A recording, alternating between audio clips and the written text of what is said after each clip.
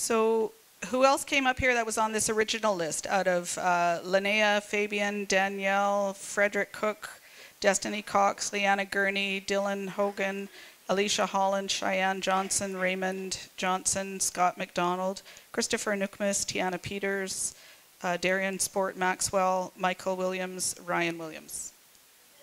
There was one or two others that came up from that list? Okay. What was your name, sorry? Michael Williams. Okay, so we have Michael Williams and Linnea Bose are here.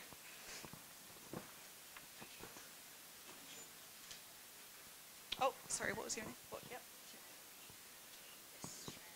Cheyenne, okay.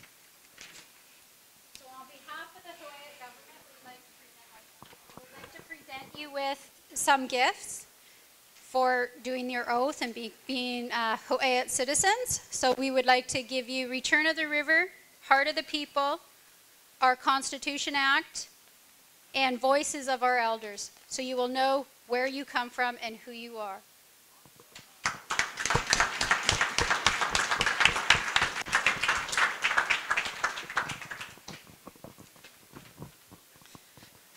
Okay, so once again, a reminder to all of you to please make sure that you see Kim at the back as soon as possible. She's got some declarations that you need to sign and that we can have on file so that we are acting in accordance with our laws. Okay, we're getting very close.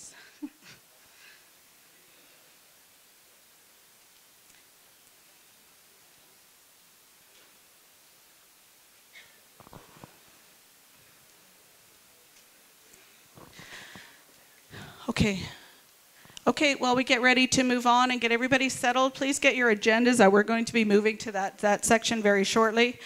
Just want to remind and emphasize some of the messages that we heard. We're using this hall today as our house of government. Our Hatwea have told us that they want to use a potlatch theme, so we need to be very respectful in how we do our business here. We are in the Tashad and Hopetchisa territories this weekend. And the messages that I heard in planning for this is that we are all representing Hawaiiat while we are here. So we want to be respectful to our neighbors and to our relatives and make sure that we're conducting our business in a good way. I heard our Thai say we want people to hear that we were in town and that it was good to have Hawaiiat people here. We're here to make have some serious discussions and make some important decisions. We want to embrace our culture and remember our values. Remember that our children are watching. I heard people saying as we prepared for this, we're role modeling. We're mentors to our young ones that are in the room next door. So people have said that they want you to express your opinions, to use your voices respectfully and positively, and to work together to find solutions. Our Hatwea introduced their Witwalk, their security that are here today. They're here at the direction of our Hatwea, and we please ask that you respect the jobs that they've been given to do. We ask in this room, you've been very respectful, and we want to continue that. If you need to have discussions, if you would mind, either keep your voices to a minimum or step outside. It gets very difficult for people to hear. Please respect that this is an alcohol and drug-free event and respect the house that we were in. Watch over our children, keep them safe, make sure our children are safe, and keep yourselves safe. In the room, there's equipment that's around, there's wires that are here. If you're dancing or walking around, please be very careful. We don't want anybody to get hurt while we're here. And please help they're going to help me with our meeting procedures as well. So we're here for serious discussions. Please voice your opinions. That's what we're here for. We're here to use our voices as citizens. We ask that at the end of the day that we respect the final decisions that are made by the majority. When we leave this room, remember that we might not be all getting our way or that things might not have gone, but at the end of the day, we're still family, and we need to stick together and respect the decisions that are made here in the Assembly.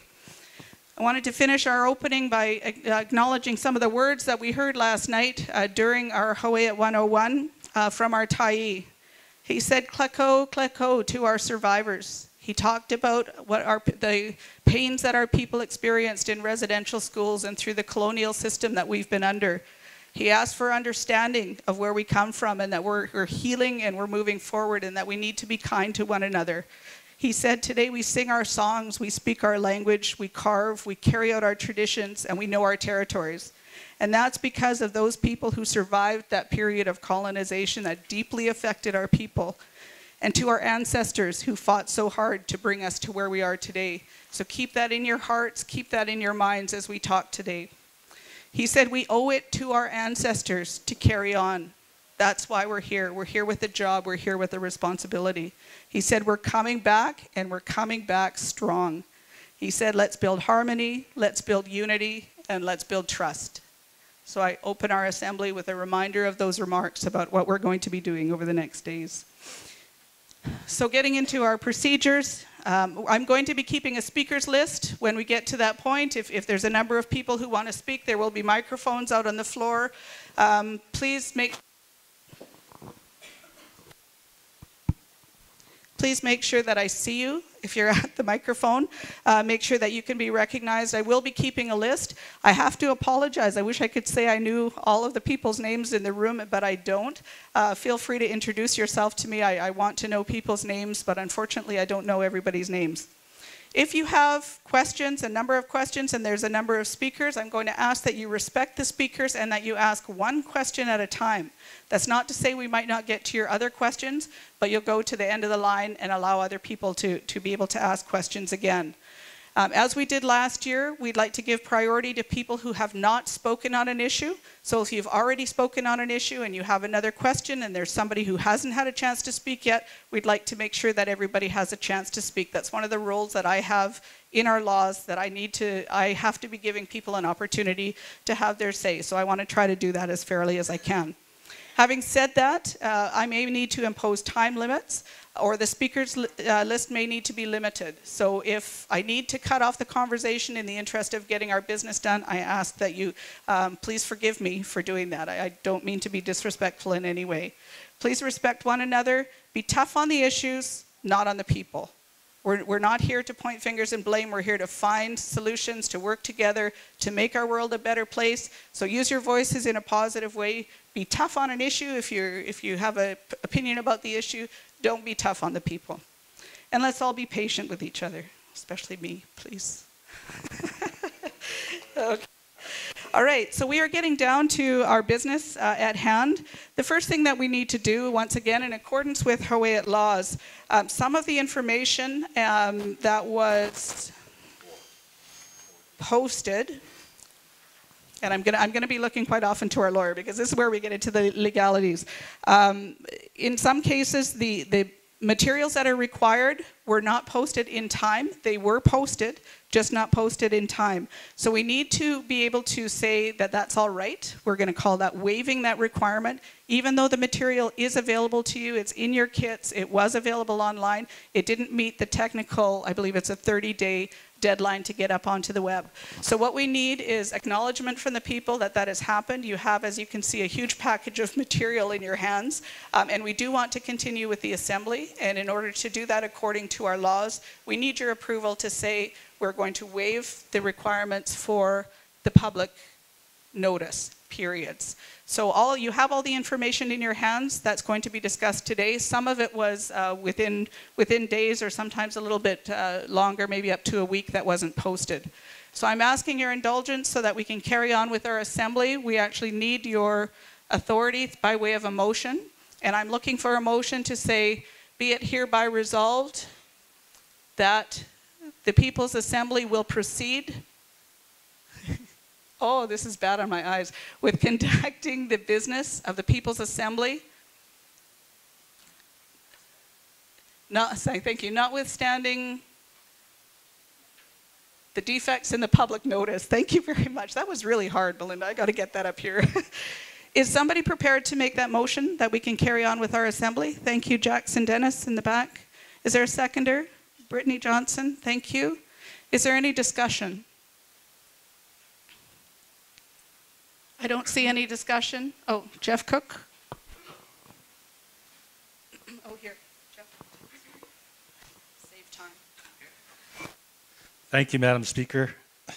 Just on the motion, I'm not against the motion, but I do have concerns about all the material that we've received within, the last few days for us to make some decisions or to read the reports, to absorb it all. You know, it's not.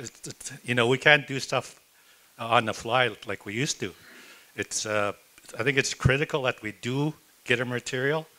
I understand. You know, I do realize that there was a change of government and that there was slowdown.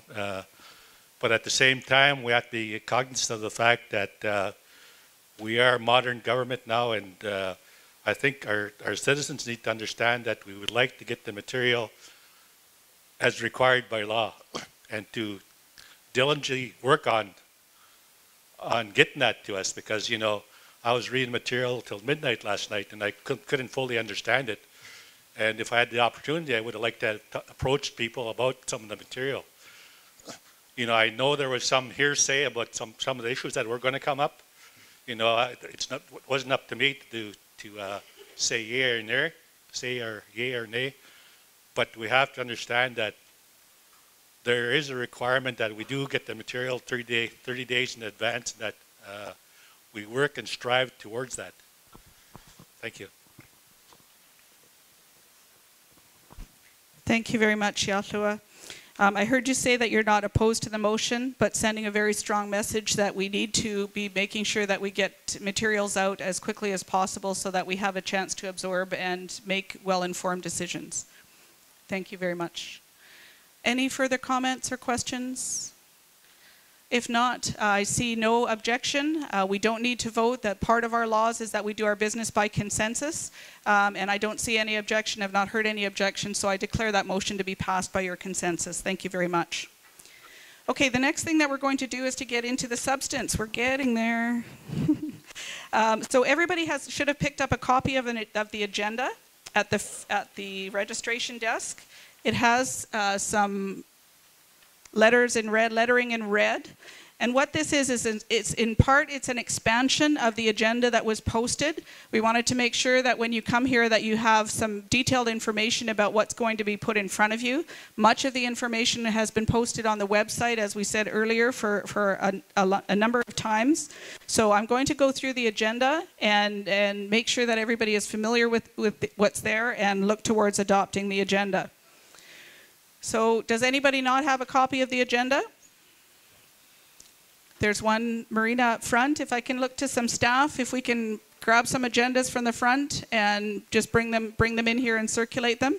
In the meantime, Marina, if you could sort of lean over somebody's shoulder, that would be great. Okay, so it's also up on the screen here, and the items in red basically are the new items that have gone on. It's a lot is red on your sheet, but not all of it is new.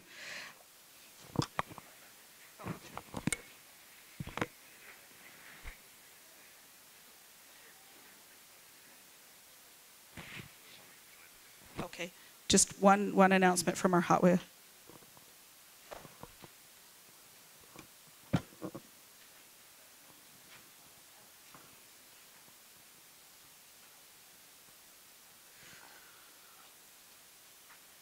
I'd like to take a moment and I apologize to Angela for interrupting some of the proceedings, but we would like to call upon, and forgive me, Brian, I'm going to call you by your young man's name, Tadapsmia,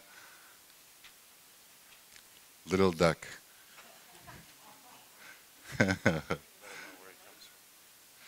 He comes from the house of Chachasias, and we'd like him to come and sit and represent his father.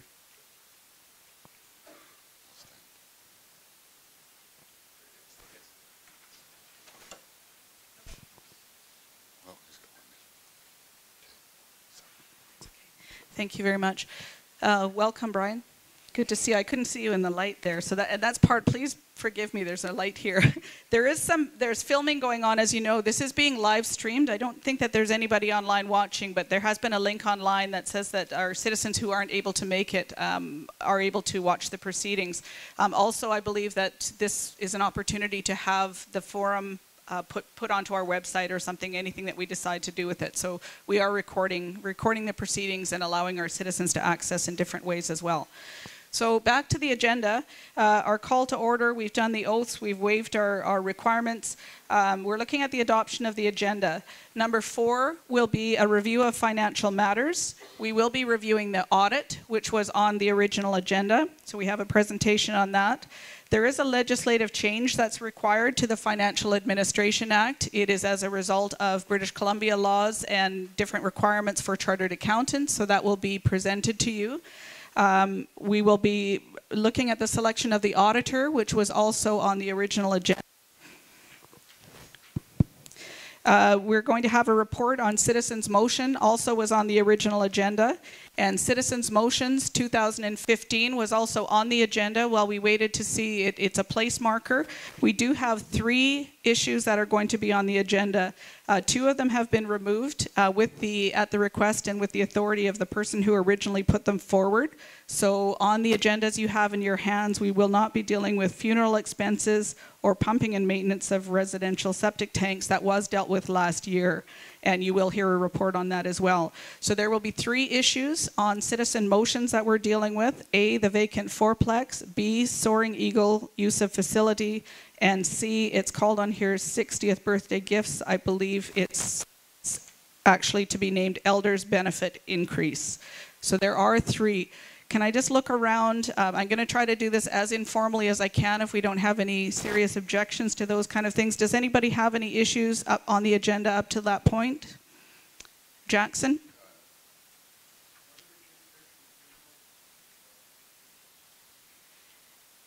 That was a citizen motion that was put forward, and it was dealt with. The motion when it was put forward last year, it was dealt with, as I understand, during the year, and the person who put the item on the agenda requested that it be taken off. So it's a citizen motion that was removed.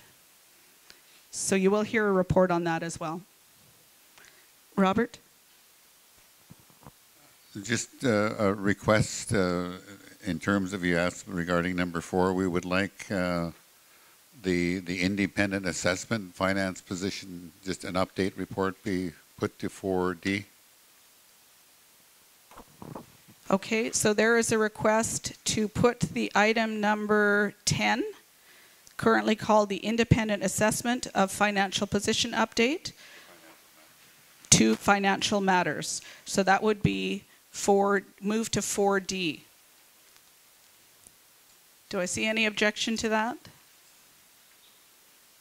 And that actually is a new item on the agenda. That was not on the original agenda either. Okay, seeing no comments, 4D, we'll go by your consensus to move our item number 10, the independent assessment of financial position. Okay, so moving on to item number 7, legislation changes. Again, these were posted on the website.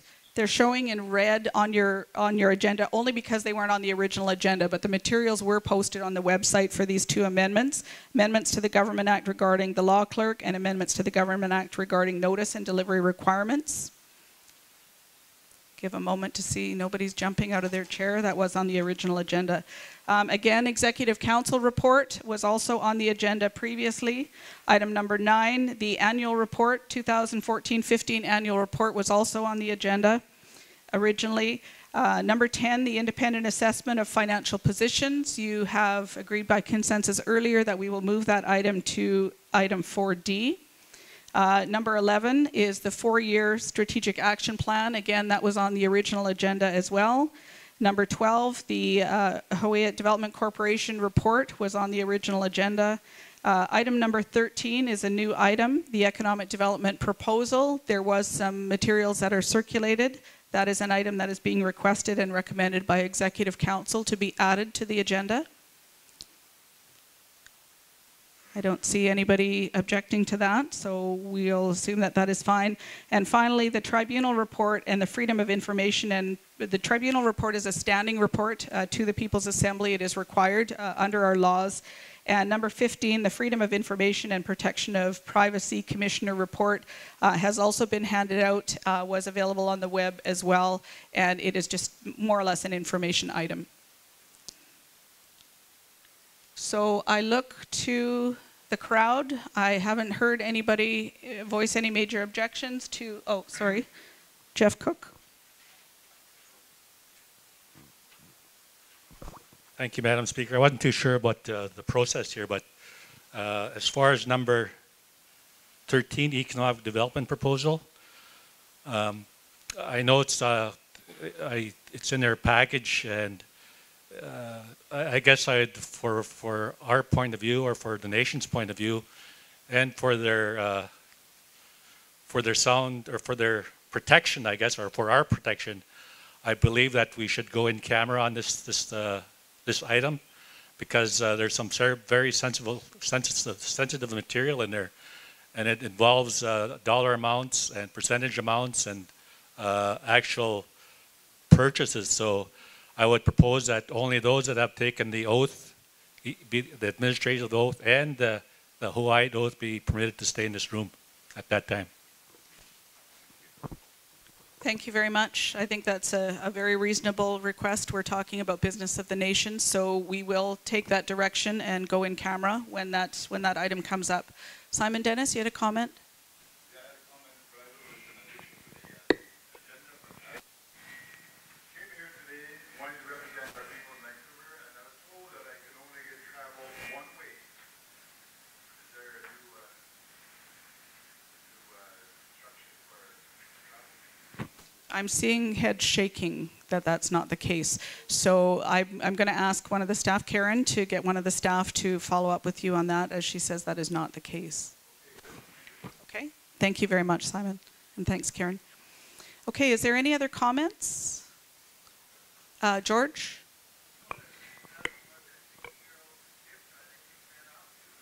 No, that's on the agenda, so it will be a matter that's discussed on the agenda. Okay? Okay, is everybody clear? The only change that we've made, well, we've accepted the changes by your consensus, and we have moved one item to earlier in the agenda. I don't see any further comments, and as Speaker, I'm told that I have the authority to recommend that we accept this agenda as it has been modified. And seeing just a few nodding heads, I'm taking that as your consensus and approving that, the adoption of the agenda by your consensus. Thank you very much. No eyebrows. I can't see the eyebrows from here, the Hawaiian eyebrows. So you got to be vigorous in your... Okay, so moving on the agenda, we're moving into then our financial matters, and the first agenda item there, item 4A, is our audit, and I'd like to call on Jamil Sayani, who has a presentation. While he's making his way up here, I just want to comment that I did see that they had a booth, the Finance Committee had a booth there, Jamil and, is it Cam? Yeah, we're there along with some of the Finance Committee members, and we're passing out some information. I was really thrilled to see graphs. So there was some very simple information there. I think Jamil probably will be going out with that. Do remember that that information is available to you. If you weren't able to pick it up yesterday, there's a package, Jamil. I don't know if you have extra copies to leave behind or... Okay, there are some extra copies around, so if you're interested, it's a really great way to look at financial statements broken down for us lay folks that don't always understand all of those numbers that are in there. You'll see graphs. I'm using up time while Jamil's getting ready. Okay, so this information is available. It was available to you yesterday to pick up, and I thank Jamil, and over to you.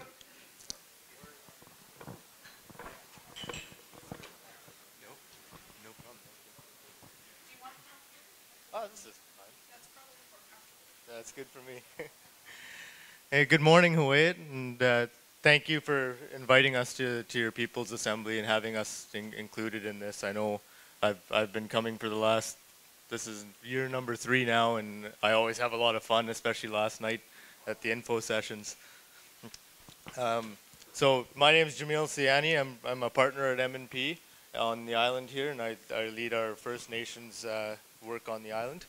Sorry, there we go. Now we can hear.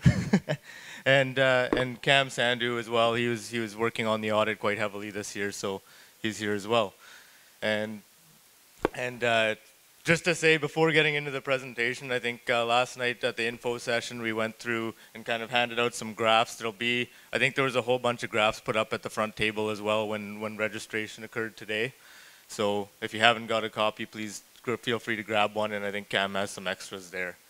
And just at the info session last night, I think our longest visitor was Tyler Myrtle's grandson that was quite interested in the graphs and the finance. So I think you guys have a strong future in finance.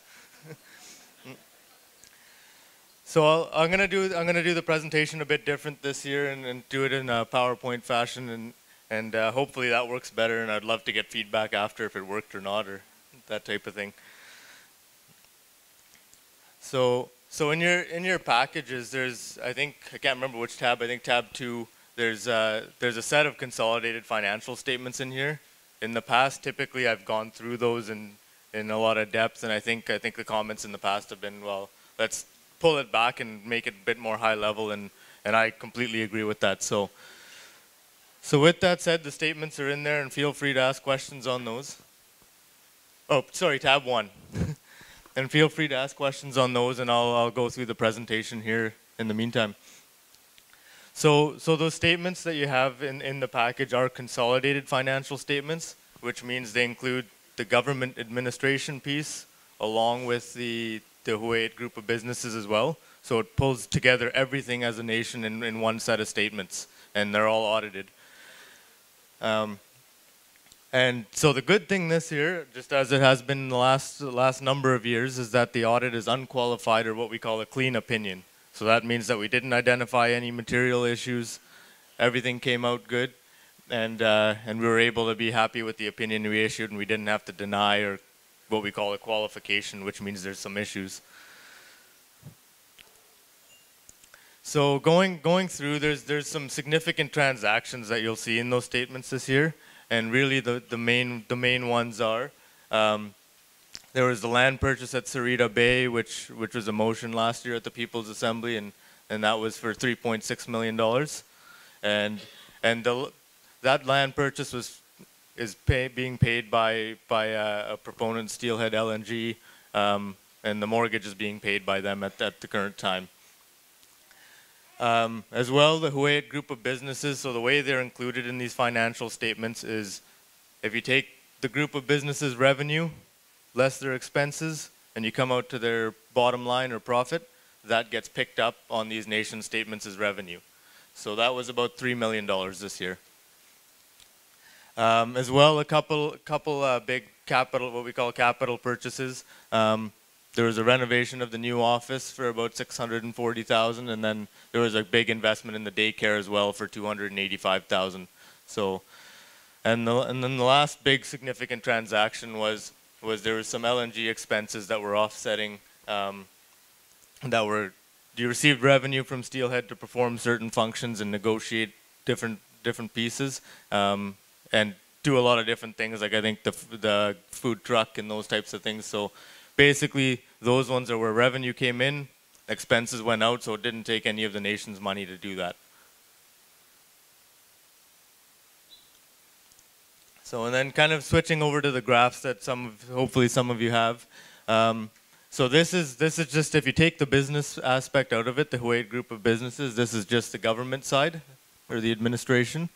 And it kind of goes through 4 years of numbers there on the graph. So there's 2012 is the year going from April 1st, 2011 to March 31st, 2012. And then the same for 2013, 14, and 15. And the green bar is the revenue, so the money coming into the nation for administration, and then the red is the expenses.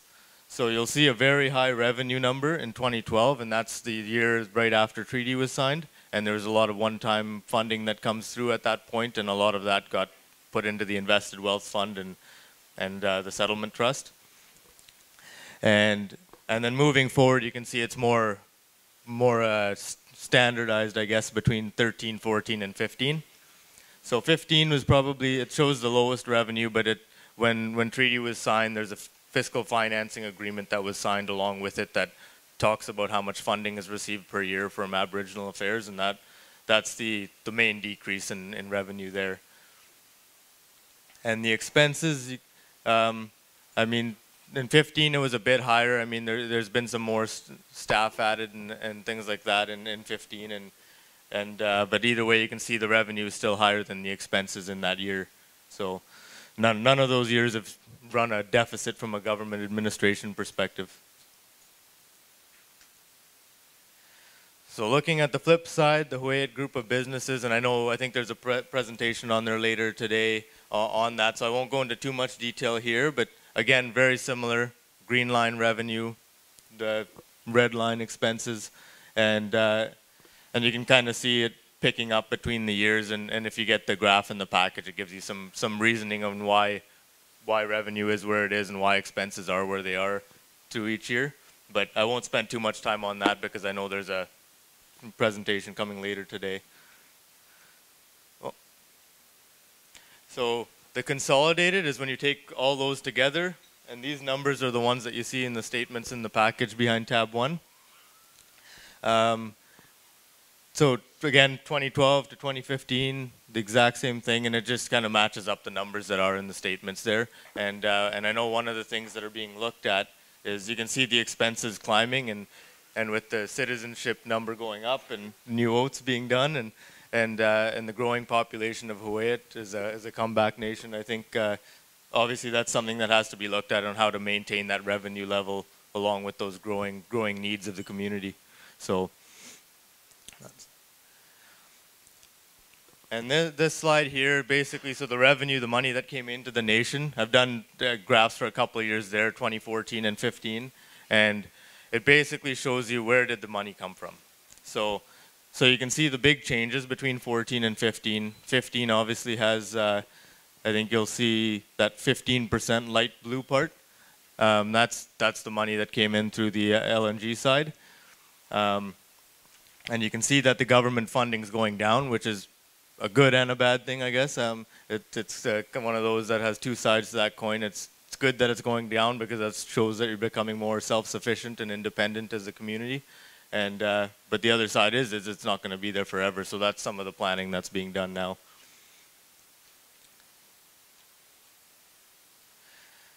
And then on the flip side, on the expenses, so I'm going to show them to you a couple different ways. So one is the expenses by department, which get broken down. You essentially have 4 departments in 2015, which is government services, economic development, community services, and then LNG was broken out separately just so you could see that. So you can kind of see between 14 and 15 that government services have stayed fairly the same. Community services, it's gone down a bit, but you can kind of see that that in terms of sure. So and you can see here that so this is the LNG piece. So obviously, if that comes into play, then it supported things that you may have done in community services before. So there's a bit of a trade-off there. And I think this is probably one of the more helpful ones because I know the question that gets asked a lot for sure is where has the money been spent? So this slide kind of breaks it down on a high level of where did the money get spent between the 2 years. So the first one there, amortization, it's a non-cash expense, so it's not cash out the door and it's depreciation on your capital assets. So if you buy, let's say you buy a building for $1 million and you think it's going to last for 20 years, you'd see an expense over 20 years for that amount. So I wouldn't worry too much about that number, but the other numbers there, I mean, interest on long-term debt, so that's the 3D loan and some social housing loans that are still there from the past. And you can see the biggest component is the salaries and benefits. So that's that, oh, I got this fancy thing now. So that's this number here, the 35%, and last year was 41%. So that's the salaries and benefits for all across the nation. So I think those are really the highlights, and you can see the professional fees went up from one year to the next as well. So that includes a lot of the stuff that was funded through LNG as well. So most of the increase was covered by offsetting revenue that was brought in.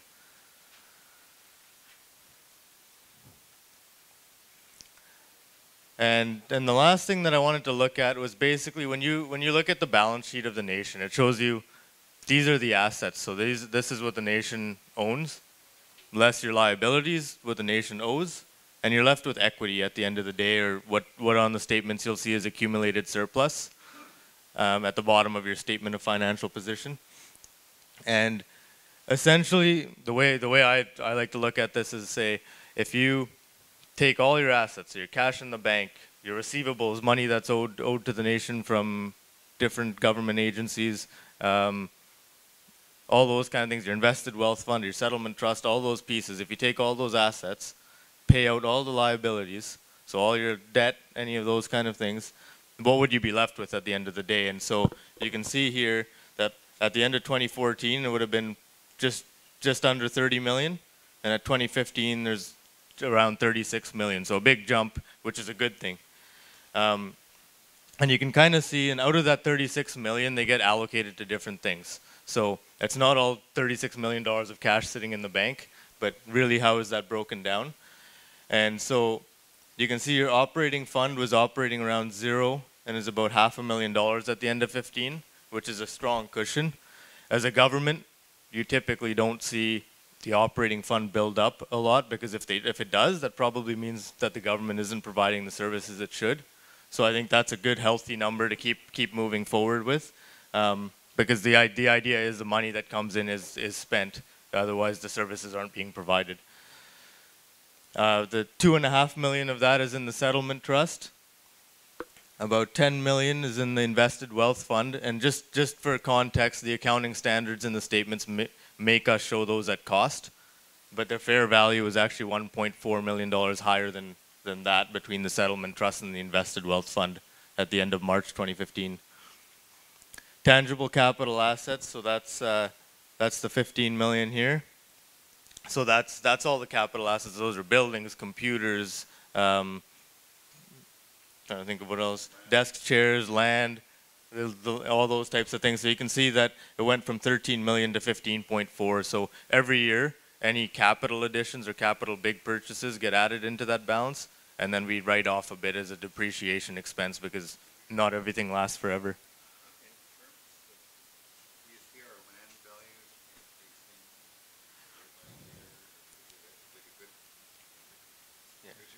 Sure. So I think Chief Robert Dennis just asked, basically, is the land value increasing year over year, and how does that get translated in the statement? So in terms of the statements themselves, you won't see that number go up. I mean, theoretically, I think there's obviously value in the land, and over time you see the value of the land going up. But unfortunately, the way the accounting standards are in the statements, the way they are, they always show at cost. So it's just one of those things. And the other thing that doesn't get included in there is treaty settlement land, because it's hard to put a number on that, and what is that really, how much is that worth? And so that's not even in that number. So really your equity is higher than 36 million. So hopefully that works. And then the business entities, so that's the Huet group of businesses. So it shows out on your balance sheet as a line called investment in I guess government business entities. And that's $7.7 million there, and that'll keep building up over time as well, as long as the businesses are performing. So that's how you get to the 36 million at the end of the day. So I guess my main message there again is it's a really healthy amount of equity. It's the actual fair value number is probably higher than that, based on the fair value of the investments, based on the fair value of the land. And your operating fund is quite healthy at about $500,000, and I think that's probably a very good spot to be. So that's there, and that's it for me. And I'll take any questions or anything like that. And again, really appreciate you guys having us here, and I love being here. So a lot of fun.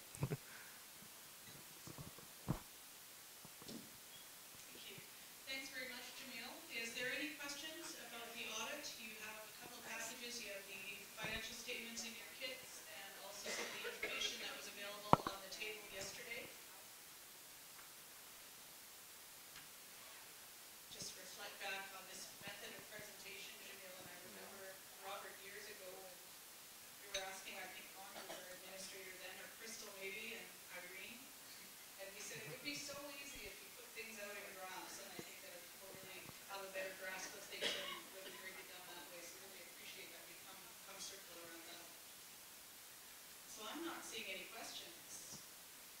Good sign. Thank you very much, Jamil, for the presentation. Thank you. Probably your easiest morning yet. Easy. I was prepared to be grilled, but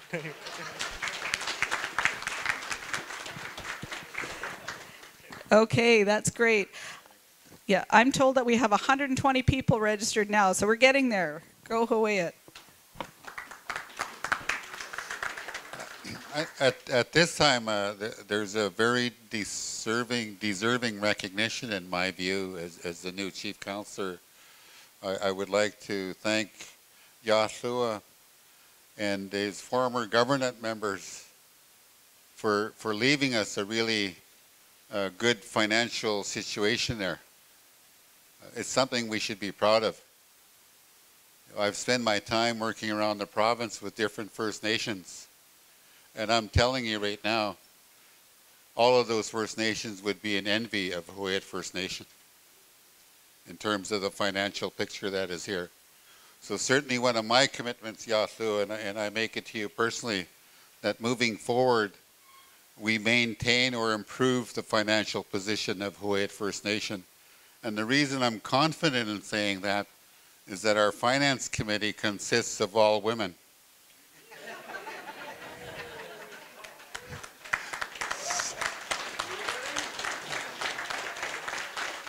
And really the objective of the community should be that we improve our financial situation so that we can do things for our citizens. But in developing a better financial picture, we should always remember that some of our people do need help. We should never forget them. We know that some of us are doing quite well in terms of the jobs we have, but there's some of our people that are not doing well. And so that's ones that where I'm compassionate, that I look at the people that need the help. And I don't believe in increasing the wealth of people that are already well off. So I'd like our people to keep that in mind, that we help the less fortunate rather than giving more to the fortunate. Thank you.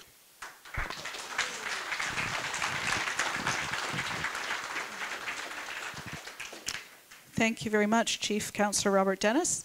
So the next item on our agenda is a legal type one of my favorites. There has been an amendment. I think what I'm going to do is I'm going to call on Melinda, our legal counsel, because this has got something to do with laws outside and designations for professional accountants that requires some amendments to our laws. So I think it's better that I not stumble through it and that we go straight to Melinda on it. The first thing just that we sorry, for those of you who don't know Melinda is she's general counsel for Hawaiiat, and she helps with all of these procedural kind of things, and I thank her for her help in getting us ready for this. So those of you who haven't met Melinda before, this is Melinda Gill. She's with Ratcliffe & Company, and thank you for coming today, Melinda.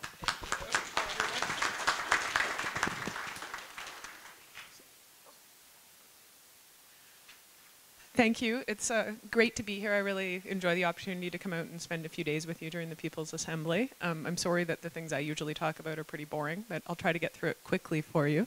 The first thing that we actually need, before I even get into the substance of it, is we need a waiver for the report requirement. I'll just explain briefly that the amendment that I'm going to be speaking about in a minute is because of some changed British Columbia legislation, and we only found out about it a couple of weeks ago, so we simply didn't know about it in time to get it on the agenda or get the materials out with the materials that were delivered. But we do have the report is in your packages, and I'm going to take you through it right now. I promise it's pretty quick and simple, but we do need that waiver first. So, Angela.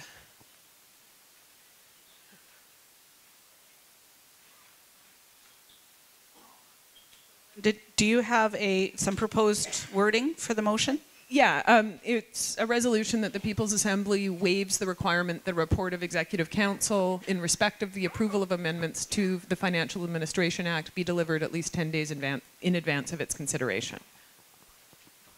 Okay, so you've heard from Melinda that this is an item that came up new out of other legislation outside of our own control that we just became aware of. So we're asking that we waive the requirement to have a report at least 10 days in advance, but you do have the information in your hands. So is there someone prepared to make that motion? Marjorie White, seconder. Who is that? Judy Johnson. I was trying to figure out, I think it was Jerry back there. Sorry, I'll catch you next time. Okay, so is there any objections? Hearing none, I'll declare that motion to be passed by your consensus and ask Melinda to carry on. So I'll try to keep this short and sweet for you. As you have in the materials and is up here, your Financial Administration Act requires that you appoint an auditor every year. It also requires that that auditor is either a member of a provincial or territorial institute or order of chartered accountants or the Certified General Accountants Association of British Columbia. Unfortunately, this new BC legislation came into effect in June, and the Certified General Accountants Association of British Columbia, the Institute of Chartered Accountants of British Columbia, have been amalgamated and continued as a new corporation that's called the Organization of Chartered Professional Accountants of British Columbia. So you're in a situation right now where you can't fully comply with your law because you can't appoint an auditor that has the qualifications that are set out in your law. So what I'd like to do is get your approval today to make an amendment to your law that refers to that new organization, the Chartered Professional Accountants of British Columbia.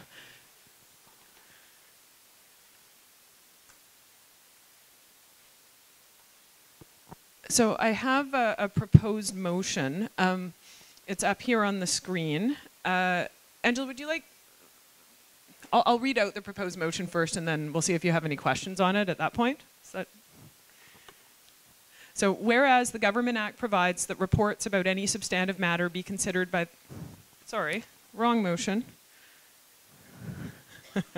Here we are, here's the right motion. Whereas under provincial legislation that recently came into force, the professional designations for accountants practicing in British Columbia have changed. The Financial Administration Act makes references to professional organizations for accountants that are no longer in place. Pursuant to the Financial Administration Act, amendments to the Financial Administration Act must be approved by the People's Assembly before they can be brought into force.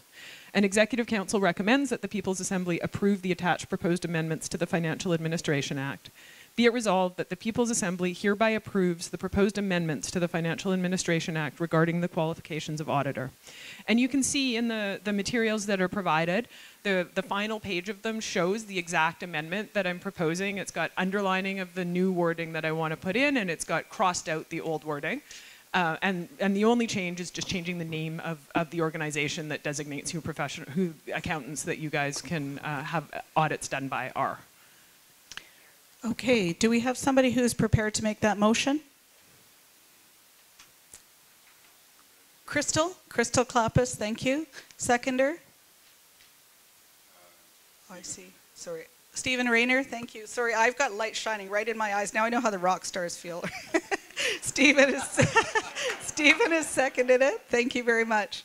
Is there any comments or discussion on the motion? I thank Melinda for her very clear explanation of that. I see no questions, I hear no objections, and I declare that motion to be passed by your consensus. Thank you very much.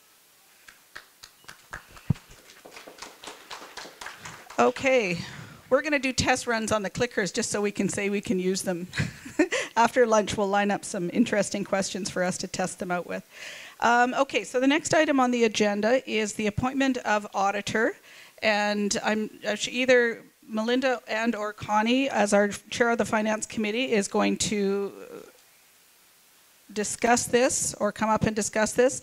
It's a little complicated, I admit, so I think Connie's going to try to walk us through it. There was information that was posted and a report from Executive Council that was posted on the web. There has been a subsequent decision by Executive Council with regard to selection of the auditor. So there are two motions, I believe, that we're dealing with.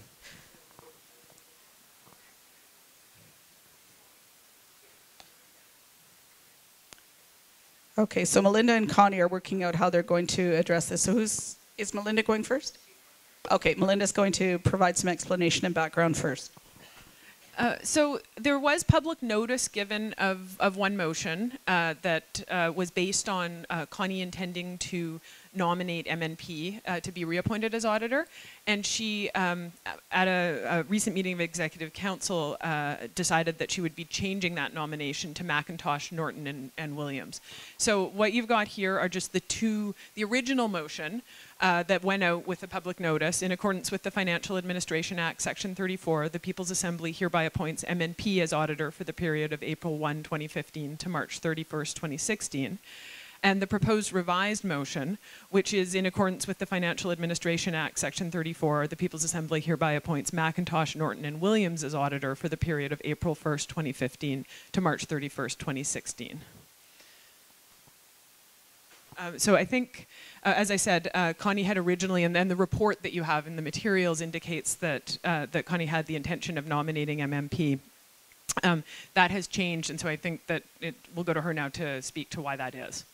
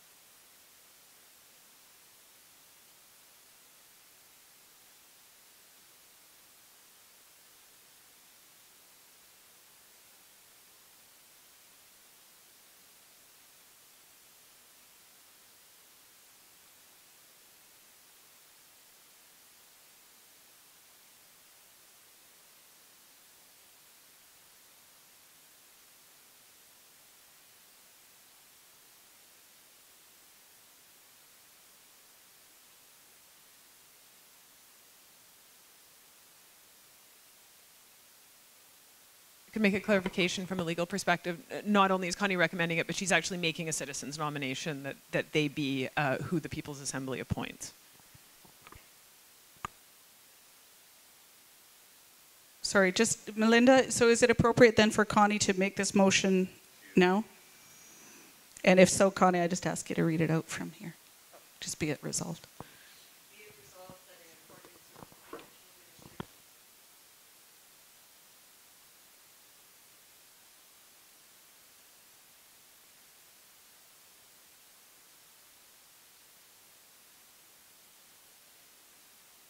Thank you, Connie. Is there a seconder for that motion? Richard Nookmus. Thank you. Any discussion on the motion? John, Jack?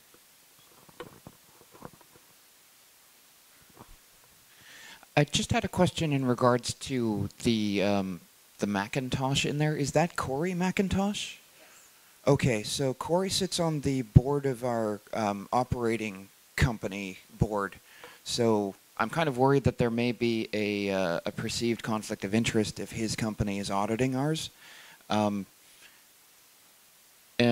I'm wondering, and I don't know if this is the case, is this the recommendation of the People's Assembly or the Finance Committee as well?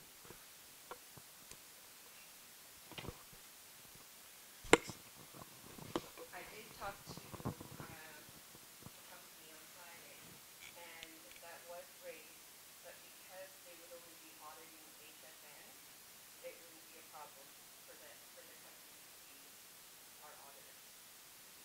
The Finance Committee, it did go to the Finance Committee. The Finance Committee recommended to the Executive Council to go with Myers, Morrison, Kennedy, but we admittedly also knew that we were behind the eight ball because of the election process.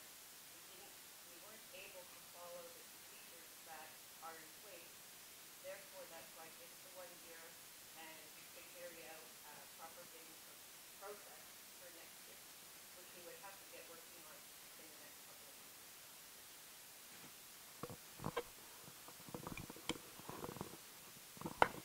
Okay, thank you, Connie. Any further questions? I got Harry Brasseau, Marge White. Jack, can you come and get a mic, please?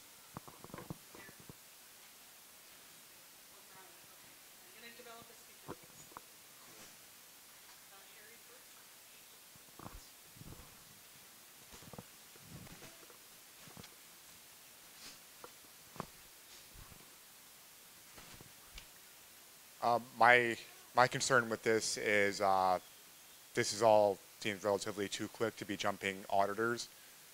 Not enough time for us to make an informed decision on who's better qualifications or with a short notice, I'm not for this motion.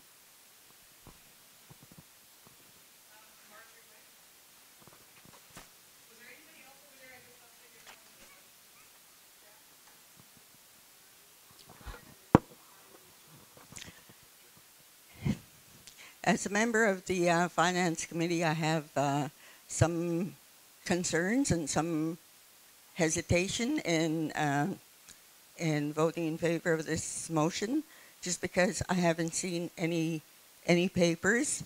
I have no idea what Macintosh, Norton, and Williams are going to charge us for their services, and it doesn't tell me, and I don't know if it's actually going to save us dollars by having a local auditing firm and so that is my concern. Is that I think that if I had the information to compare what this auditing firm and MNP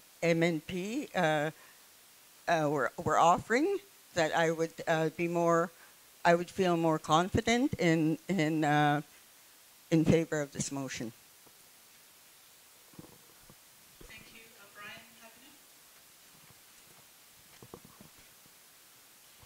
Hackney? I just would like to say that I agree with what has been said by the people. I don't feel comfortable having anyone who is involved in other facets of our government or any of that auditing at all.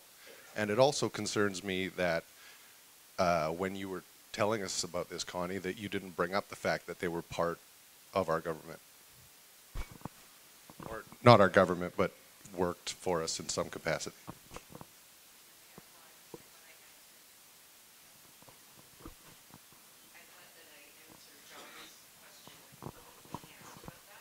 I know, it just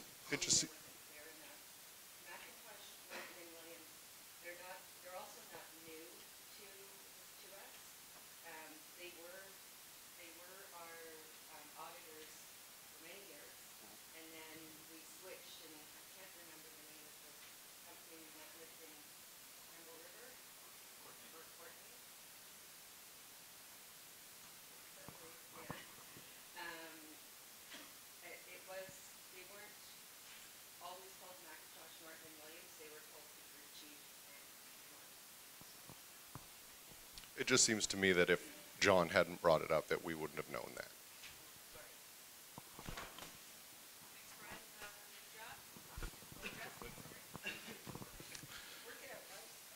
Okay, thank you. I guess I heard Connie was going to meet with them on Monday to work out things. It's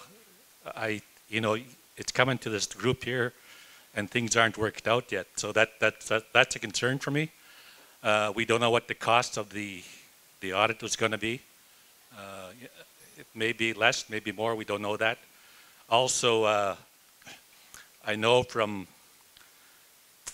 being involved in council earlier that we did have an audit, and there was some issues there as a citizen that came to light later on. In particular, related to our businesses. I guess for us to make a sudden switch without more information would be irresponsible of us, I guess. So having worked with MNP for the last 2 years, we haven't seen any discrepancies or issues come up that would be noteworthy for us to change. So I'm kind of hesitant to vote to change our auditor at this time because there's some unknowns out there. We don't know what it is. And we with MNP there is some there's some structure there. They've been efficient for us. They've done their streamline the reports for us, like you said, the graphs. I don't know how switching auditors will be a benefit to us to us, I guess, other than being local. So that's my comments. Thank you, Jeff. I've got Jack Cook and Charlie Clappus. Sorry, I can't see who's on this. Melanie, okay. We're definitely going to be going for a vote on this. I'm hearing that there is opposition, so I'm looking for some new comments, and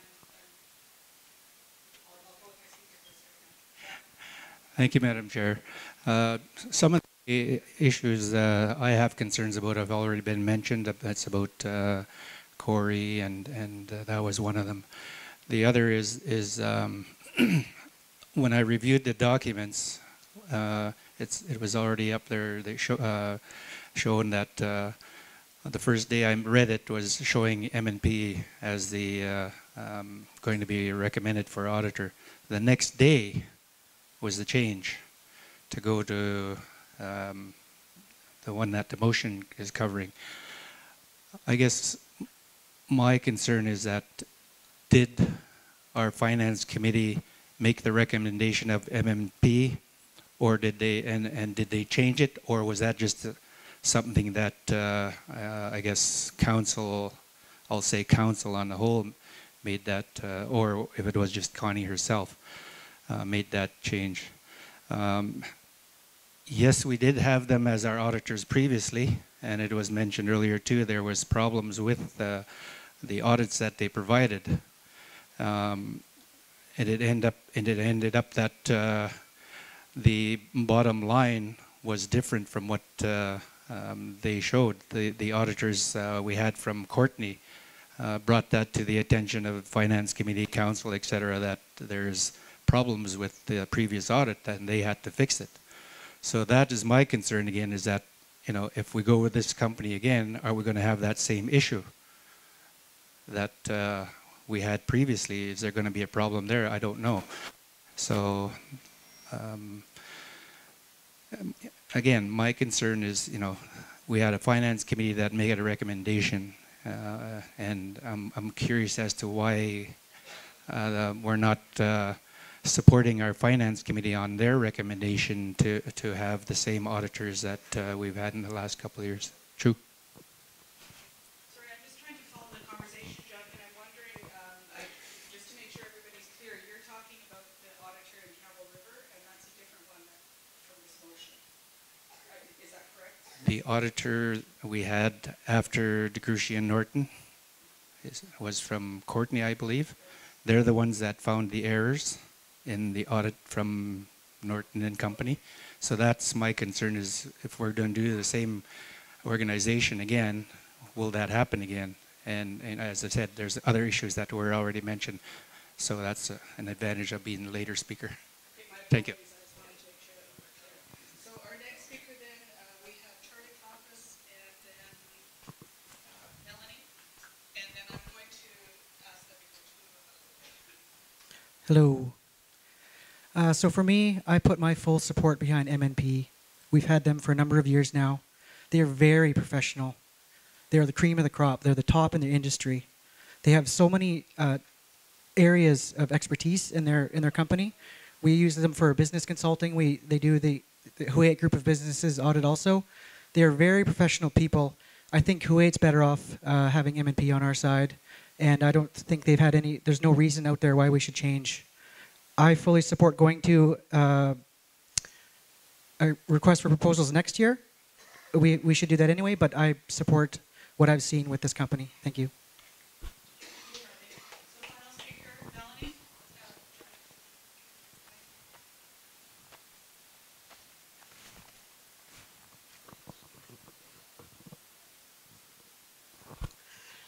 I just wanted to say, just as a comment, like for me to really want to have to change to somebody like McIntosh, Norton and Williams, to have somebody that's from that business establishment to show up and show interest with our people at the People's Assembly so that we can actually ask them questions and talk to them. And I'm not sure if there's somebody here to represent them, but we have somebody who, like MNP, has provided us with stuff that we can actually understand and read as people, just citizens.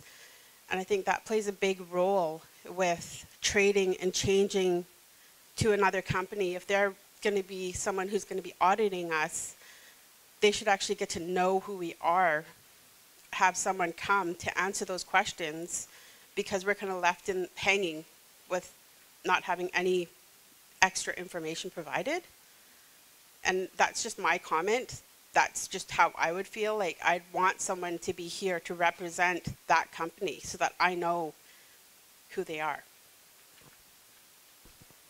Thank you for your comments, Melanie. Okay, so there is a motion on the floor. The motion is, and I'm not going to read all the whereases, it's whereas we're required to.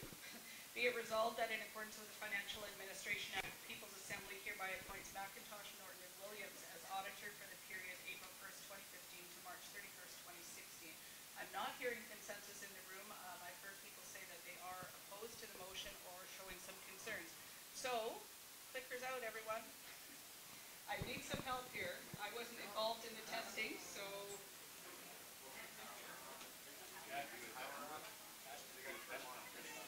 Okay, everybody turn your clickers on first.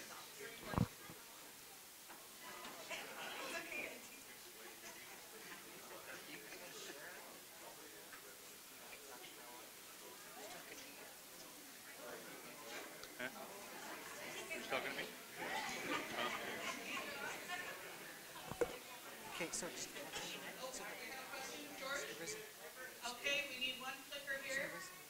George, can you go? You might have to sign a note if you're 30 seconds in. Well.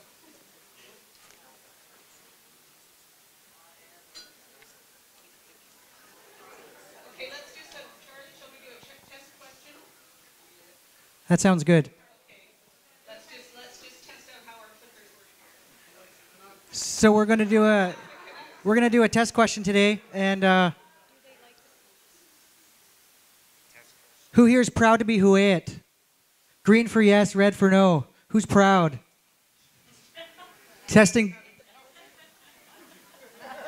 results are started.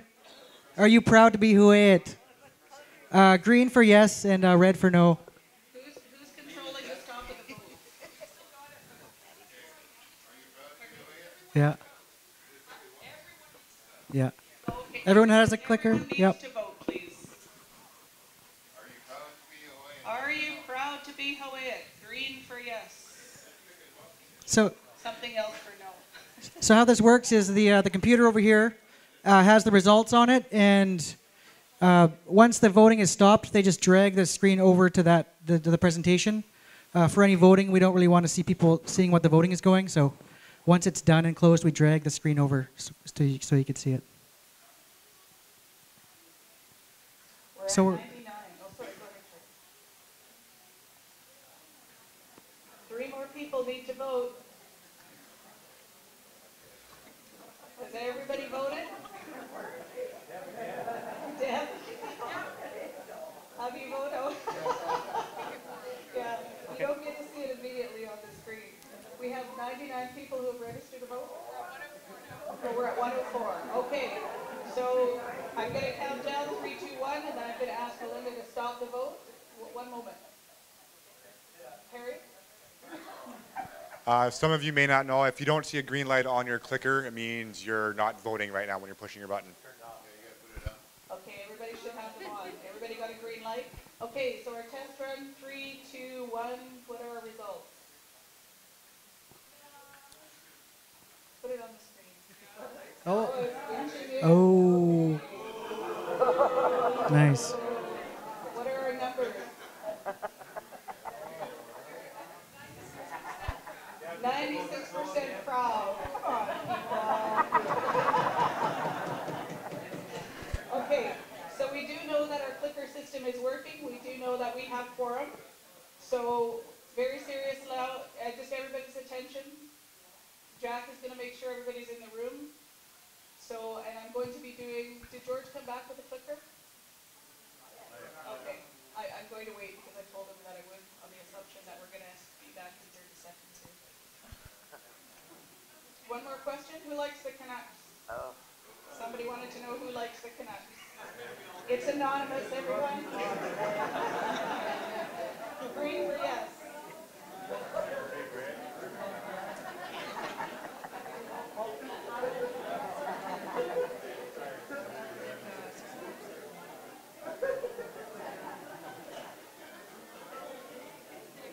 Yeah, that'd be 1% for Montreal, that'd be gone.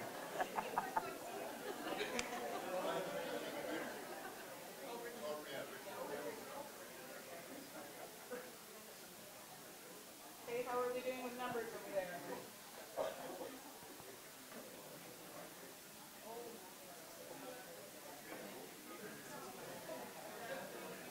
Only 65 have participated in this vote. Only 65 have participated. Okay, do you like the Canucks? Do you like the Canucks? Green for yes. We're testing out our clickers.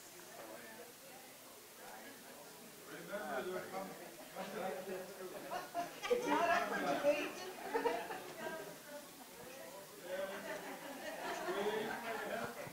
If you don't want to vote, you press C. Yeah, a lot of heads are down. Some of you going, who are the Canucks?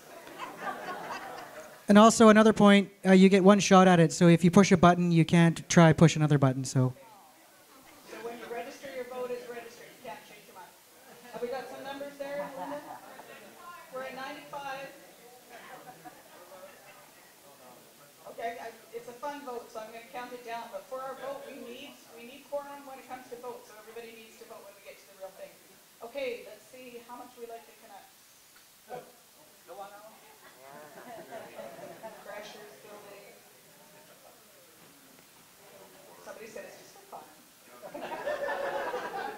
Come playoffs, right?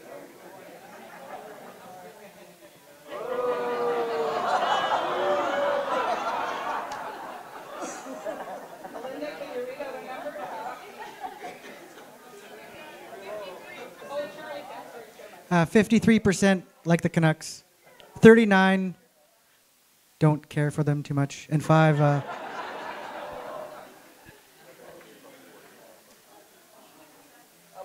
thank you very much. Okay, so we know our clickers work. We know that we're getting instant results here, and we can count, so we do need quorum on the issue, so I encourage everybody to vote. Apparently there is a C for an abstention if you do not wish to vote. So let's clear the last vote. Get back to our serious conversation. I'm going to emphasize again. There's a motion on the floor that has been duly moved and seconded, recommending that McIntosh, Williams, and McLean. Sorry. McIntosh, Norton, and Williams be appointed as auditors for the 2015-16 year. Sorry, I can't see the screen. 2015-16 year. So that's the year that we're in right now. Okay? So is everybody clear? We're looking for appointment of auditor for the current year ended March 31st. There's been some opposition expressed in the room, so we're looking for a vote. So I would ask all of those who are in favor of appointing McIntosh, Norton, and Williams as our auditor for the current year, please signify yes by pressing the green button, no by pressing the red button. Do you have abstentions? C for abstentions, if you do not wish to register your vote. But you must vote, please. Vote now. Vote now.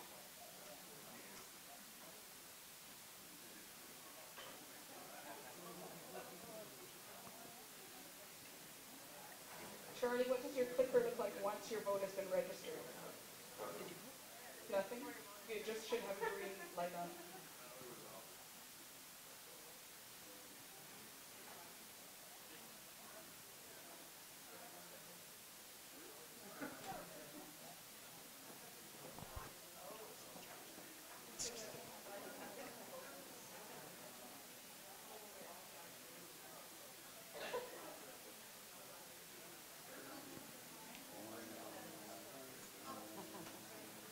Okay, I'm told that your clickers will all flash green once you've registered your vote, the lights, just one green light stays on.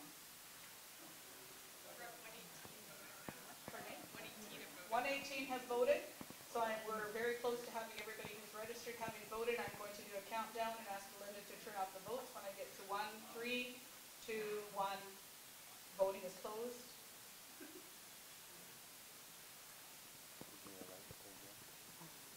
Could you please pass the mic to Melinda? I can't see, so I'm going to ask her to call out the results once they're up on the screen. So the results are 46 in favor, 64 opposed, 10 abstentions. So the motion is defeated. Okay, thank you very much. Robert, you want to take some comments? There was a reason that, in particular, as the leader of the nation, that when it really comes down to it, it's up to the People's Assembly who they want for an auditor. And I think we've demonstrated now that we have a system where the Finance Committee can make a recommendation, and that's what we always remember, that they can make a recommendation. And the Executive Council can accept that recommendation or vote against the recommendation.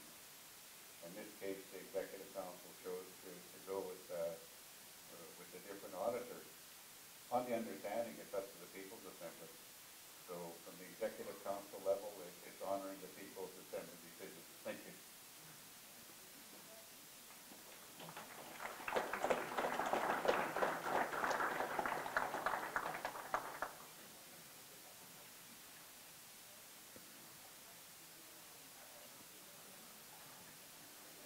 Okay, so I was just checking with our legal counsel because we are required as a People's Assembly to appoint an auditor. So I would put it out to the floor if someone is prepared to make a nomination for an auditor then. Brian, happy now? I just want to propose a motion to nominate him and he to be our auditor again for the next week. Okay, so we have... Whatever April 1st, 2015, and March 31st, current year. Okay, so we have a motion from Brian Happiness nominating or recommending MNP as the auditor seconded by Jack Cook, for the current year, April 1st, 2015 to March 31st, 2016. It's been duly moved and seconded. Oh, Melinda? I just need to point out that to be in compliance with your law, you need to have a citizen who's prepared to make that nomination in the same way that Connie made the nomination that she did, and they need to be able to confirm that MNP meets the qualifications and is prepared to accept the appointment. And hopefully that's something that can be fairly easily confirmed right now.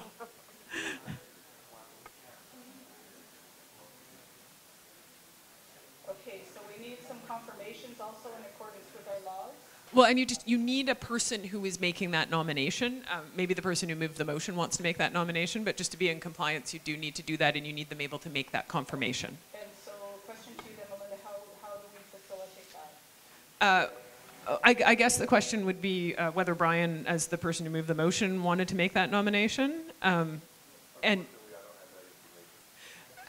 so I guess to facilitate it, maybe we need to see if we can get that information so that it can be before the People's Assembly before the vote. Okay, so if we don't have that on hand, then should we defer this? Well, I did confirm with MMP in preparation for the original motion that they had the qualifications and were prepared to accept the appointment. I haven't confirmed that today, though. Okay. Do we need to do that then, Melinda, if it was already done for the first recommendation that was made? I think there may be. I see Marjorie White's stood up.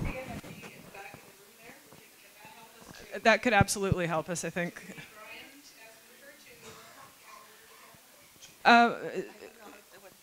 I think that Marjorie may be able to be the nominator, or that Brian could make that confirmation with Jamil, and we could go from there.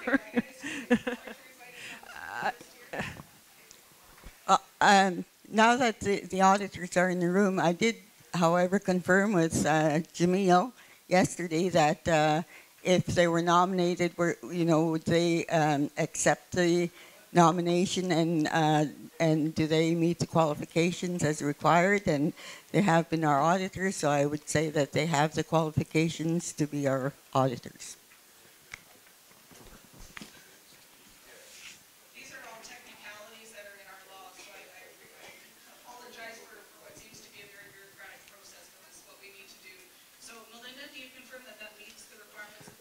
Yeah, I think you're good now, and I think that what you have is a motion made by Brian Happynook on the basis of Marjorie White's nomination.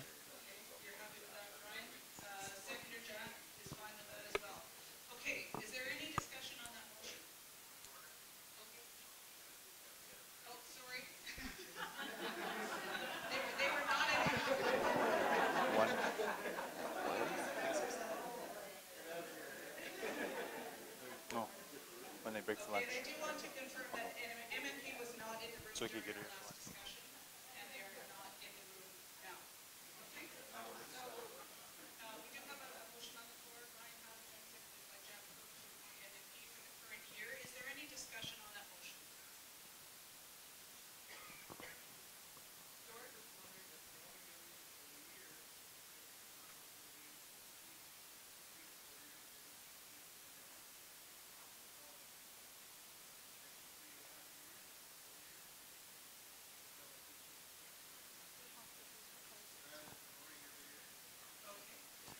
The legal requirement is actually that People's Assembly does make the appointment each year.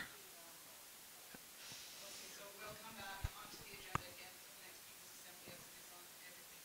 Are you fine with that, George? George, are you fine with that explanation? Yes? Okay. Any other discussion? Can you identify yourself? Tommy Happy. Oh, sorry, Tommy.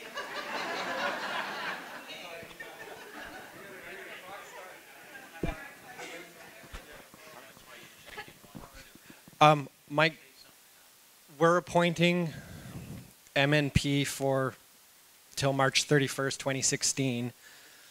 Are we still planning on going ahead with the putting out for proposals in the motion?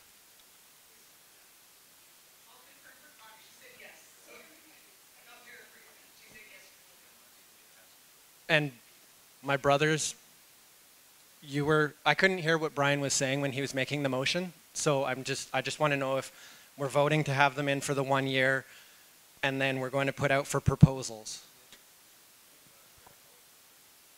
If I could just add for you, your laws actually require that you do that. So I don't think you necessarily need to have it written right into the motion. It will happen next year. Okay, I just wanted, yeah. Thank you. However, that is your request. On that basis, Tommy, do you want that included in the motion? I just wanted clarification of what we were. Any other comments or questions on the motion to appoint MNP for the current year? I see no other comments. I've heard no objections, so I'm declaring that motion to be passed by your consensus. Thank you very much.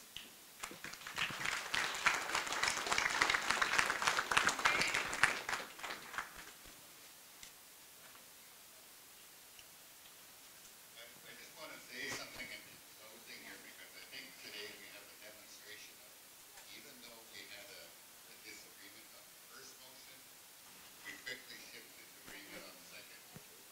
We thought that we could make adjustments in our decision making. And I really encourage that this not become a personal issue just because so-and-so voted against and so it's a decision you made to move forward.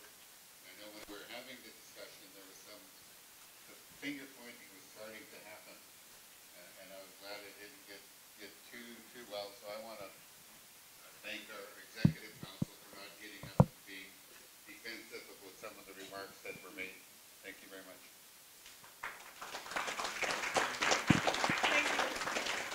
Thank you very much, Chief Counselor. Okay, we're approaching lunchtime, and we do have a 15-minute presentation from Marty Eakin that we have moved on the agenda from item number 10 to this time slot. So, Marty, would you like to come up and make your presentation?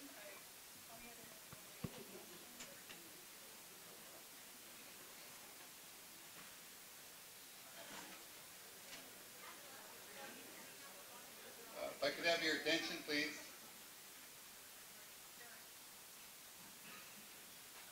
Just while Marty's getting ready, I want to explain something here. When we got into office as the new government, we're not familiar or totally familiar with the financial picture of the nation at that time. So we made a decision that as the new government that we would want to did an independent financial review of the Hoyt First Nation and its businesses. And that is the reason that you have Marty here today. And I really want to emphasize that it wasn't done that we're going to blame anyone for anything or anything like that. It was give us a financial picture so that we can make financial plans moving forward. As you heard me earlier, I made a commitment to Yathua that I want to make our financial picture grow as we move forward. But in order to do that, I have to know the true financial picture of the nation. And so that's why the reason we're calling for an independent review. And this particular report that you're going to see, we're all on equal foot on this. It's a briefing that he's presenting. And we actually intend to, after this report is presented, that we would hold community rounds and get the input from the people. And then we would also meet with HGB to go over the report and then decide from there what we would do. But the end result is that we want to be able to do things in a very financially prudent manner.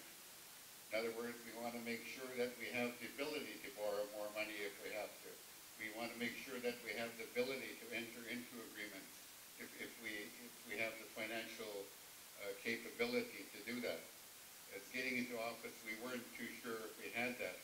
So now we have an independent review, and that's exactly how I want the people to take it. It's an independent review. It's not a review of the past government. It's not a review of the current government. It's an independent review. Thank you very much.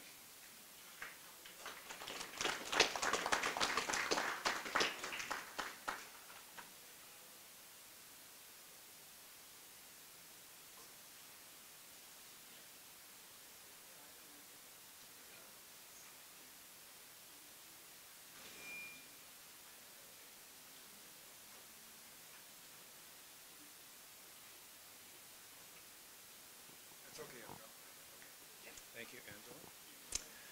Good afternoon. Can you all hear me?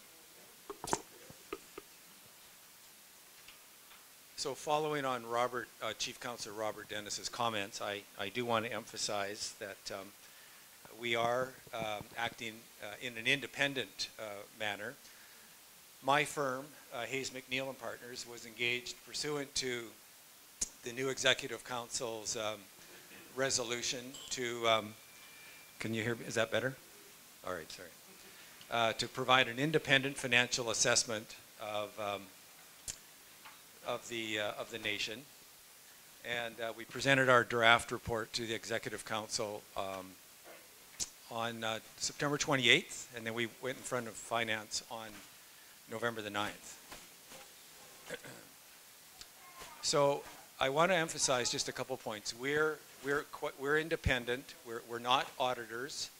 We're not your official auditors who opine on the financial statements. Rather, we're financial consultants. And as Chief Councillor Robert Dennis just said, we're trying to look at the situation, the finances of the nation as at June 30th with a view of what the future holds for the next several years. So the first point I want to make, and as a result of our work, the revenues of the nation are decreasing. Back in 2012, the first year of the treaty, the revenue reported in the financial statements is almost $23 million, and it's gradually reduced itself over the course of the last several years to about $13 million, and or $11 million if we exclude the LNG revenues, and we'll talk about LNG in a few minutes. So the point is, if you wanted to, can you just go back to that one? So you'll see here that in 2012 we were at 23 million, and we've gone down to about 13 million, and that's all part of the overall plan. That's all part of the treaty arrangements entered into between the nation and the feds. And the point is that as the revenues decrease from the traditional sources, being the federal government and the various government departments, the concept is that the businesses, the revenue from the businesses will increase. And we'll talk a little bit about what's happening in the businesses in a few moments. So we've got revenues decreasing over the course of the last 4 years and in the future. And we've got expenses increasing. So you'll see that our expenses have averaged about $5.2 million on average for the last several years. You'll see here that they were up here about 8 million. They decreased a little bit, and then they increased in 2015. But on average, expenses have been about $5.2 million. So that's now the other point that needs to be made is that overall, the overall debt and the obligations of the nation have increased significantly. Currently, they're over we have a total obligations of over $9 million. And you'll see here that back at March 31st, 2012, we had total debt of about $4.2 million. And we're at 9.4 million at March 31st, 2015. And it's expected to increase slightly over the course of the next year. So that's some of that debt has been incurred to deal with the acquisition of the Sarita lands. Some of the debt has been incurred to deal with some of the issues in HGB group of companies.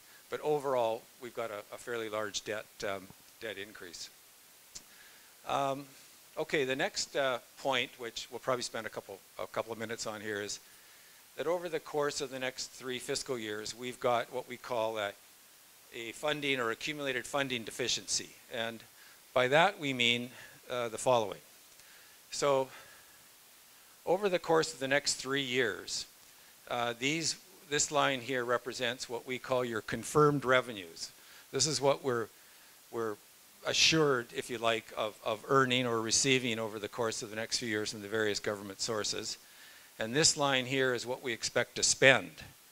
So you can see this small surplus is basically the difference between what we're going to be receiving through the various revenue sources, the capital funding, the term limited funding, etc.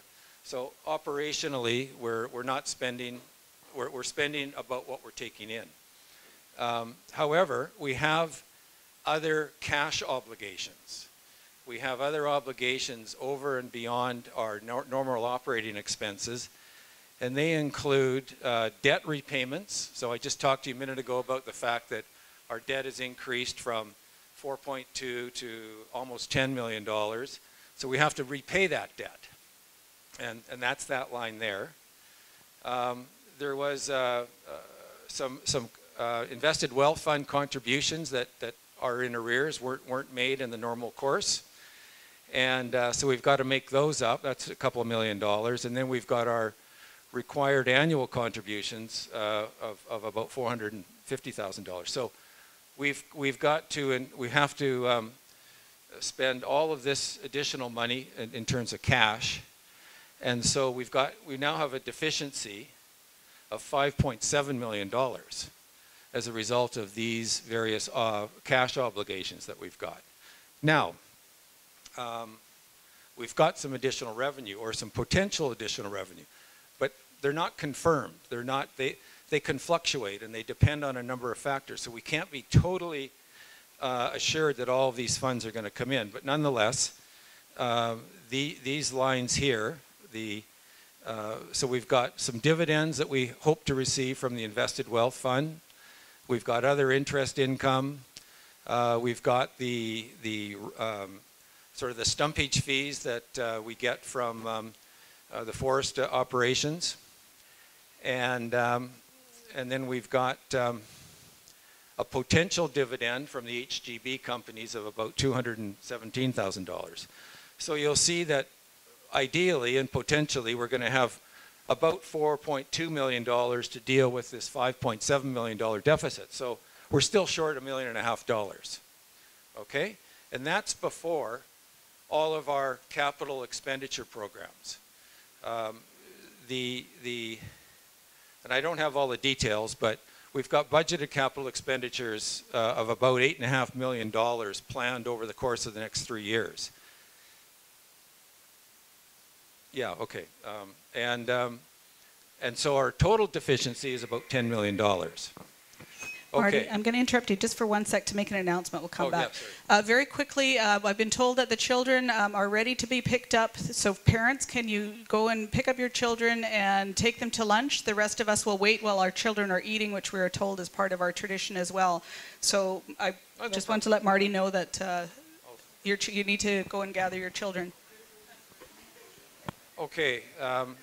This would be a good opportunity. I've given you kind of a lot of information. Can you exit just a little quietly, please?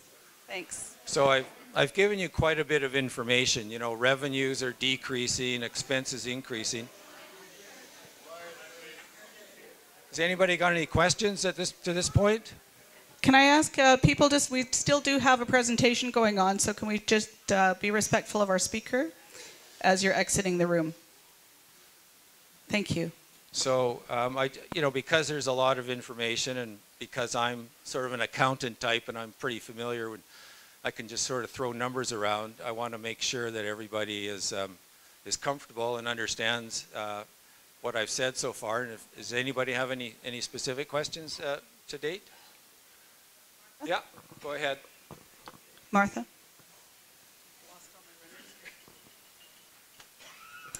The question I have, you mentioned that a draft report was provided to Executive Council on September 28th, from there going on to Finance and forth. So we're at just under 2 months later, and we are, the citizens are just seeing this report. Is this report going to be provided in hard copy for the future, so we can continue to look into this further detail? It's very, it's hard to see the numbers from sitting in the audience. So I'll defer to Chief Councillor Robert to answer that, please.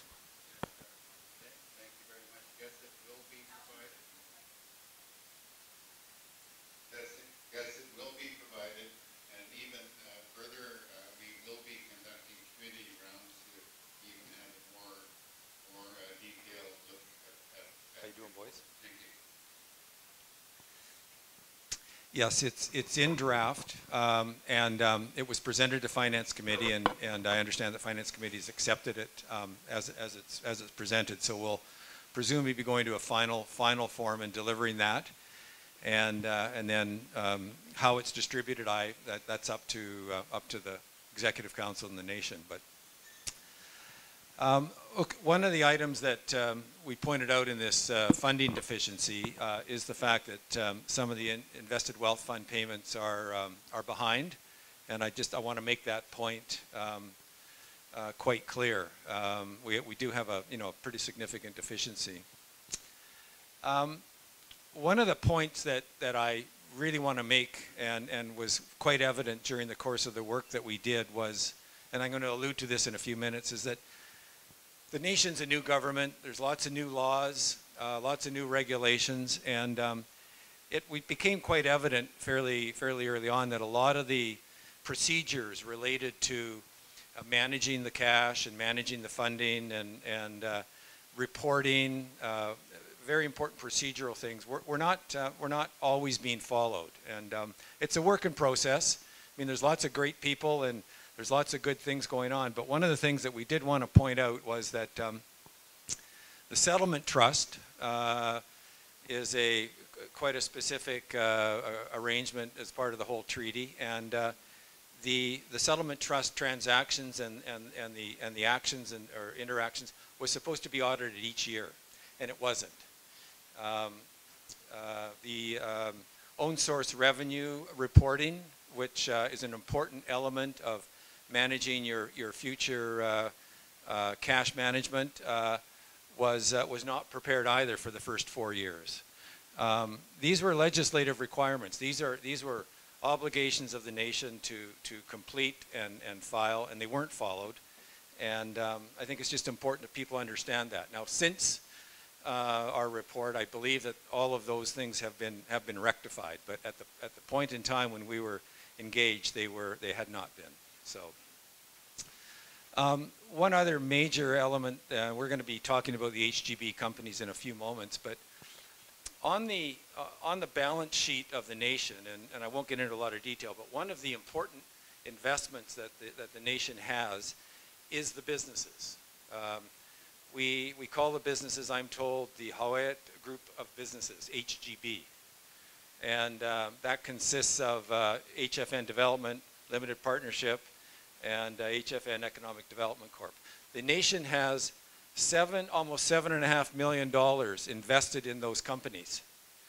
And that number comes from a combination of the initial cash investment to get the companies up and running and the net profits that the companies have earned over the course of the last several years.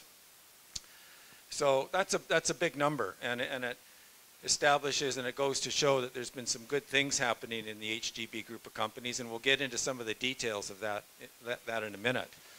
But during the course of our work and talking to people, it came clear to me that there was a sort of a misinterpretation or misunderstanding of what that number meant.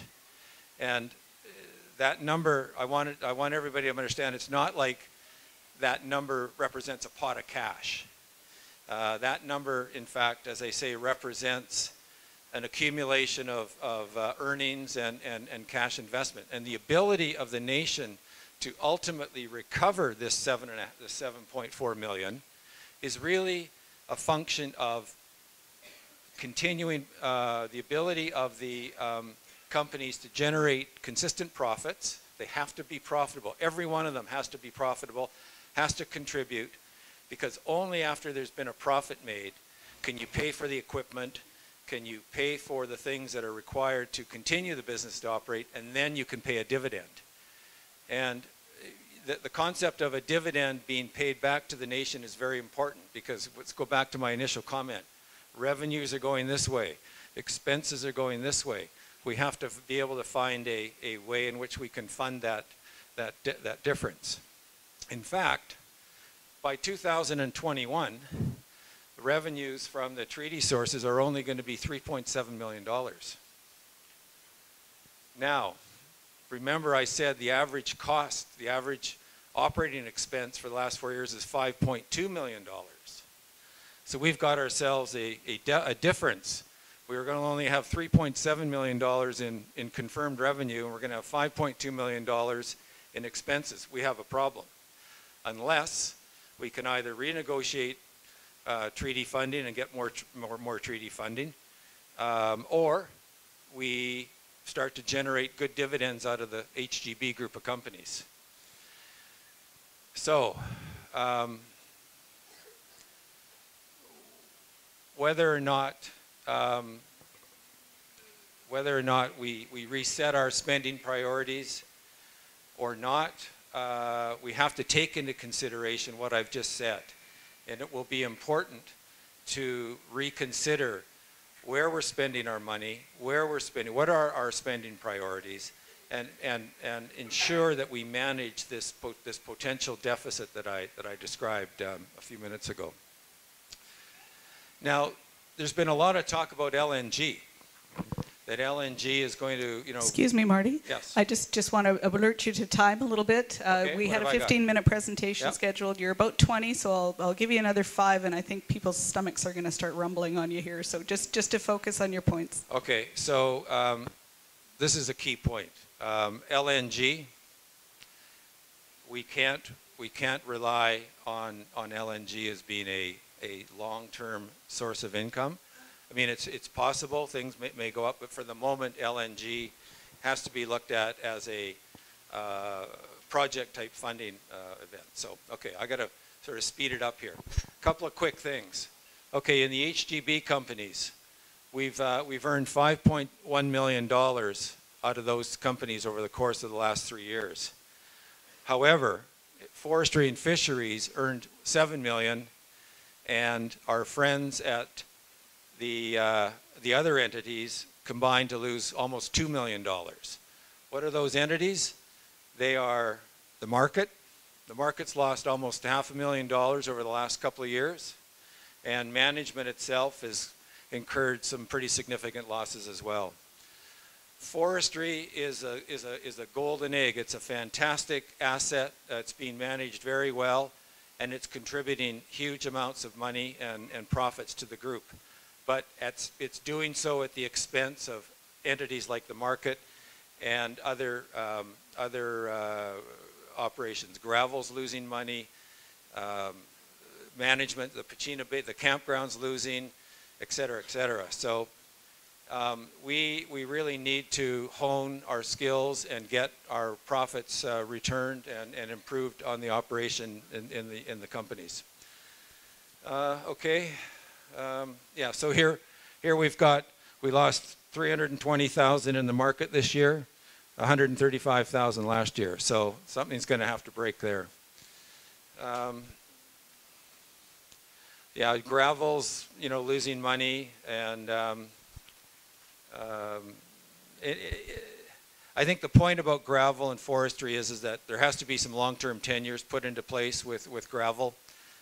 Stan and I had some long discussions about this. I kind of follow his view on that there's got to be some longer-term planning in order to make gravel more profitable. So the only, okay, I think we'll just head into LNG quickly, yeah. So I just want to head into LNG quite quickly. The statements to March 31st, there was $2 million received from the LNG project to the end of March.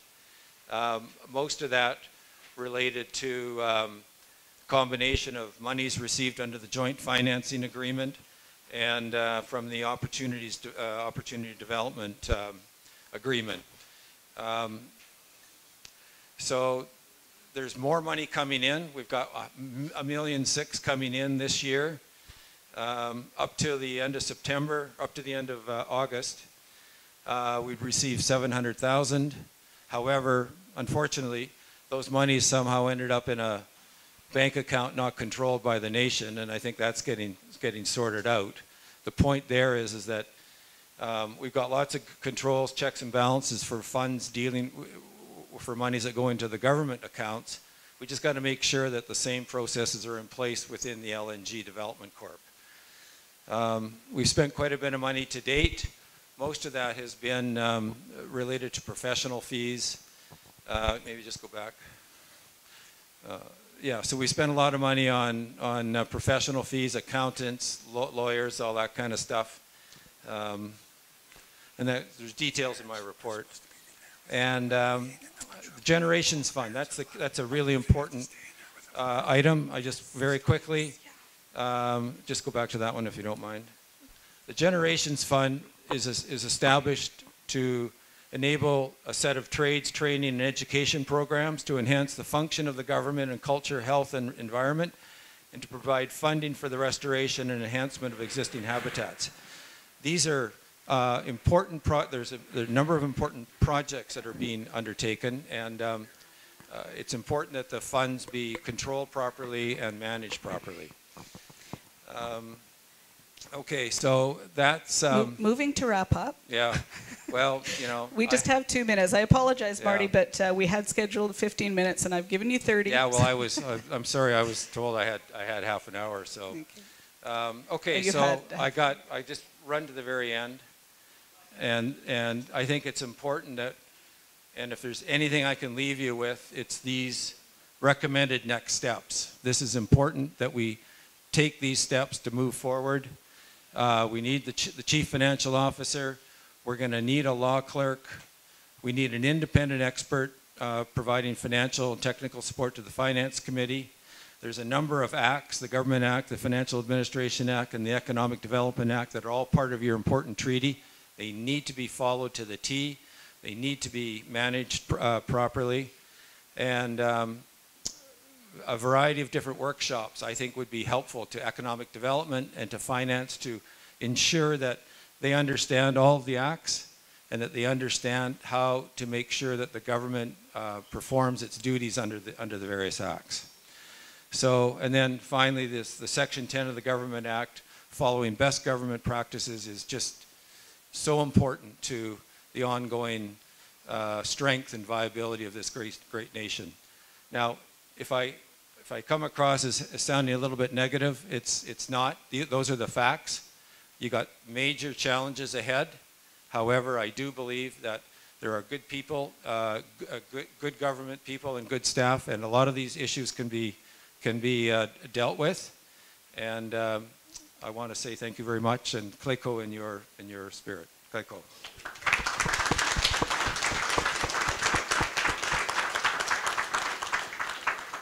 Thank you very much, Marty, for the presentation. As Chief Councillor said, this is very important information. It will be going to community rounds, and we'll have, presumably there'll be more information that will be available to citizens so that you can have a look at the numbers a little bit more closely. So thank you very much for the presentation. You are to be rewarded now for your points. Oh, we have one more name. We're going to do some draws. And they're being done by name, so I know some parents had to be out of the room, so they won't be excluded. If their name is drawn, they'll still get the prize.